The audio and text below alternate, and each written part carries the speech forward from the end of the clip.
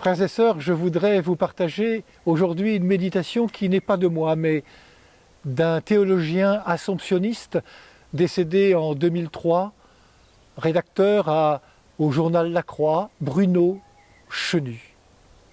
Ensemble, essayons d'entrer dans cette belle rencontre des disciples d'Emmaüs. Ô Christ Jésus, la route est devant nous, tortueuse, incertaine. Il nous faut cependant céder à son appel, quels que soient nos états d'âme. Qu'avons-nous laissé derrière nous? Nos ferveurs, nos rêves, nos impuissances? Il est difficile de tourner la page quand un événement vous a secoué. Nous voudrions tant faire durer l'excitation et la mobilisation d'un moment. Mais il nous faut apprendre le travail de deuil et revenir chez soi et revenir sur soi. Heureux sommes-nous si nous ne sommes pas seuls dans notre marche et pouvons échanger avec un compagnon de route, quitte à élever le ton de temps à autre. La solitude peut être une épreuve trop lourde à porter au temps de l'individu roi. La parole échangée nous allège et rend la route plus familière. Nous nous comptons par deux, alors qu'il faut nous dénombrer trois. En effet, tu n'es jamais absent de nos rencontres. Tu habites chacun de nos dialogues pour les ouvrir à la réalité. Tu es la parole à l'origine de toute parole. Ô viens, Seigneur Jésus, t'introduire dans nos face-à-face. Viens nous obliger à creuser la signification de ce qui nous arrive et à donner de l'élan à nos vies.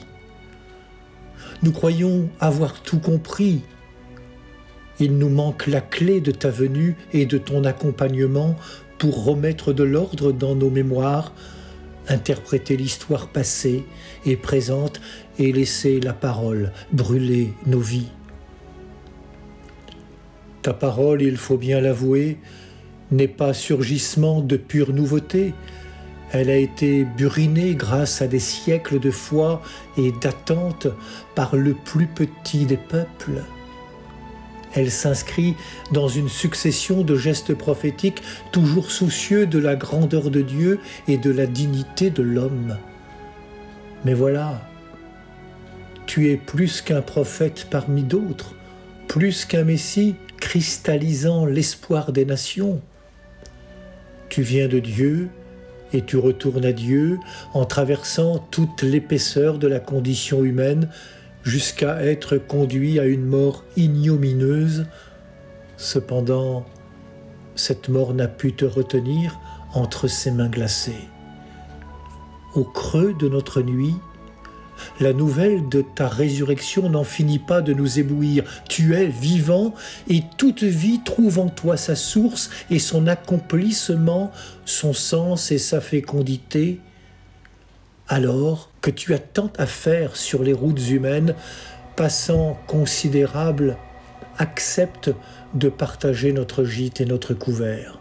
Nous avons faim de parole et de pain, et plus encore, du ciel sur la terre. Refais pour nous les gestes du don et de la communion. Apprends-nous à devenir nourrissants pour les autres comme toi-même l'es pour tous. Fais-nous comprendre qu'en rejoignant la communauté des disciples, nous n'avons plus à nous inquiéter de ton absence et qu'en rejoignant la communauté des hommes, nous sommes nous-mêmes responsables de ta présence. La route est tortueuse, incertaine. Pourtant, elle est jalonnée des signes ténus et efficaces qui nous remettent à ta suite, réveillés de nos engourdissements et désenclavés de nous-mêmes.